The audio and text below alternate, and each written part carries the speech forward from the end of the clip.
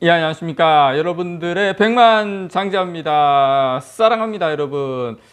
제가 이제 삼성전자 유튜브를 하면서 가능하면 여러분들에게 좋은 소식을 전달을 드리려고 해요. 그렇지만 항상 여러분들에게 좋은 소식만 전해드릴 수는 없습니다. 왜냐하면 삼성전자가 항상 영원히 행복하고 영원히 좋은 것만 있지는 않기 때문에, 또 그게 꼭 삼성전자를 응원하는 것이라고 생각하지는 않습니다. 오늘 제가 여러분들에게 더 일렉에서 나온 삼성 메모리 초격차는 옛말 감산 공식화 배경이라는 소식이 있는데요.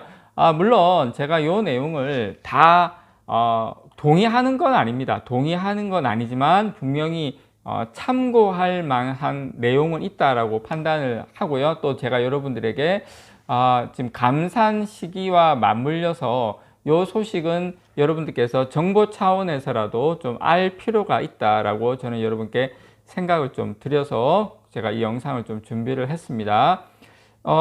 일단 작년 4분기 말 기준으로 메모리 업계 미세 노드 비중입니다. 미세 노드 비중인데 보시면 삼성전자, SK하이닉스, 마이크론 위에 올라갈수록 좀 더 많이 미세화 됐다고 생각하시면 돼요. 1A 이게 이제 가장 미세화가 많이 됐고, 그 다음에 지금 가장 주력 공종이 1Z 삼성전자가 46%인데 딱 보면 마이크론이 표면적으로는 미세화 노드 비중이 제일 많은 걸로 나와 있는데, 물론 이건 좀 변수는 있습니다. 이게 EUV라는 변수가 있어서 이걸 100% 액면 그대로 받아들이긴 그렇지만, 어쨌든 지금 삼성전자와 SK하이닉스, 마이크론의 D램 미세화가 비슷한 수준에 머물러 있는, 최소한 비슷한 수준에 지표적으로라도 머물러 있는 것으로 추정이 됩니다. 오히려 지금 표면적인 미세화 비중은 3위 마이크론이 가장 앞서 있는 것으로 보이기도 합니다. 보이기도 한다는 겁니다. 실제로 그렇다라기보다는. 일단 13일 시장조사업체 이 트렌드포스가 지난 3월 말 발간한 자료에 따르면 작년 연말 기준 1Z 나노 이 D램 생산 비중은 삼성전자가 46.1%, SK하이닉스가 32.3%, 마이크론이 29.9% 수준인 것으로 나타났습니다.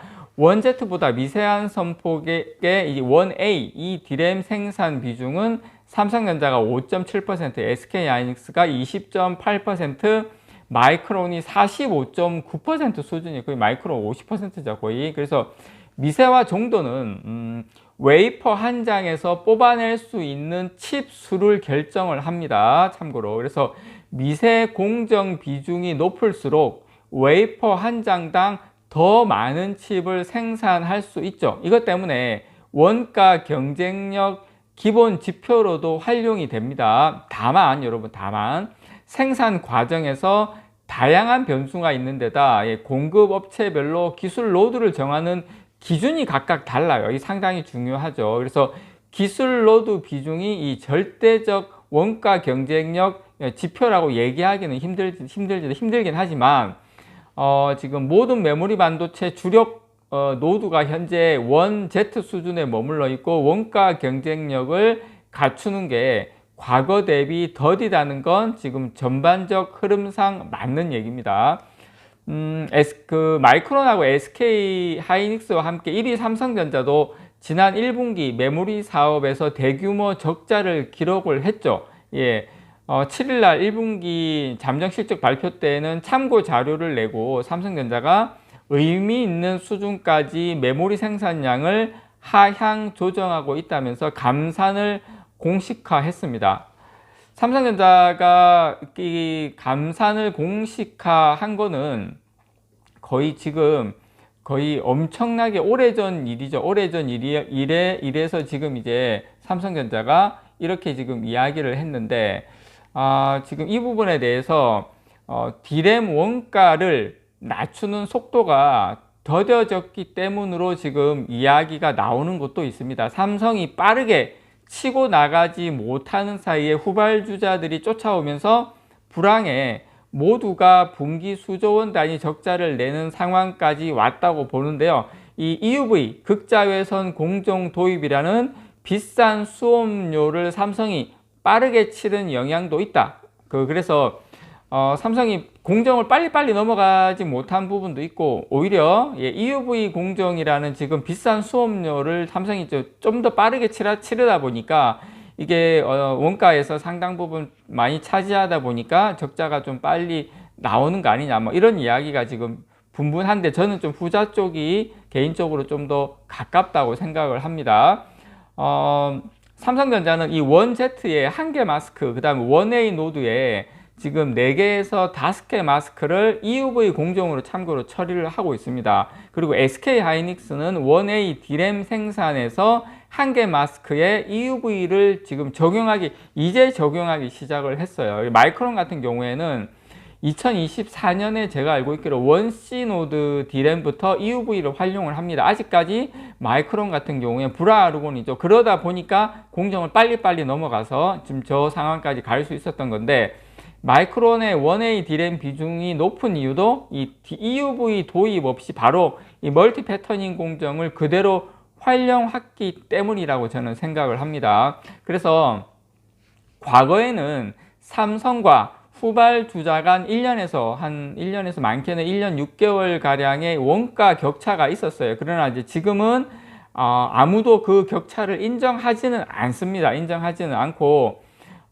지금 EUV 도입이니 뭐 기술 장벽이니 여러 이유를 대지만, 삼성은 과거에 매 시기 매 순간마다 당시에 높은 기술 장벽을 뛰어넘으면서 격차를 유지해 온 건 맞아요. 지금 삼성전자가 뭐 EUV님 이렇게 이야기를 하고 있지만, 그래서 제 개인적인 생각에도 삼성전자가 3년에서 5년 전부터 그 파운드리 쪽에 너무 많이 투자를 하고 그쪽으로 쏠리다 보니까 메모리 반도체 쪽에 조금 뭐 이렇게 D램이나 특히 낸드 플래시 같은 경우에는 삼성전자가 계속 싱글 스태킹으로 하다가 최근에 이제 더블 스태킹을 적용하면서 양산 제품에 상당한 애를 먹었거든요. 이렇게 너무 점핑하려고 하다가 그런 부분도 조금 제가 개인적인 생각에는 좀 작용한 것이 아니냐. 어쨌든 저는 그렇다 하더라도 지금의 이 상황은 삼성전자가 EUV 공정으로 넘어가기 위한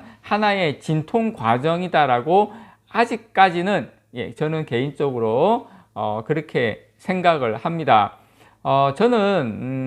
어쨌든 저는 삼성의 이런 감산 결정이 이런 기술적인 우위를 확보하지 못한 것이 아니라 저는 초격차 이런 부분이 아니라 전략적 판단이다라고 생각을 합니다. 그렇게 믿고 있습니다. 저는 그렇지만 그것을 효과로 저는 증명해야 된다라고 생각을 해요. 우선 기술력을 바탕으로 지금 영업이익이 속도감 있게 개선되는 것을 보여줘야 되고요. 나아가 반도체 시장의 침체기를 좀 단축시키고 수요를 일으키는 동력이 되어야 된다라고 생각을 합니다. 그래서 저는 삼성은 올 3분기 이후에 반도체의 수요와 공급이 균형을 이루고 중장기적으로는 견조한 수요가 일어날 것이다라고 생각을 해요. 거기에 뭐 감산 결정도 같이 맞춰 가지고 향후의 수요 변동에 적극적으로 대응했다라고 생각을 합니다. 어쨌든 그렇지만 원래 안 좋을 때 안 좋은 뉴스가 많이 나오거든요. 그래서 지금 우리가 일반적으로 우려하고 있는 지금 이 미세 노드 비중을 삼성전자가 빠르게 파운드리 EUV로 해서 넘어가면서 비중을 빠르게 높이고 그거에 따르는 웨이퍼 한 장당 뽑아낼 수 있는 이 칩 수를 결정하는 이 미세화 정도에서 삼성전자가 확실하게 수율이라든지 이런 것들을 좀 치고 나가야지 되지 않을까 그렇게 생각을 합니다. 이상 여러분들의 백만장자였습니다. 사랑합니다, 여러분.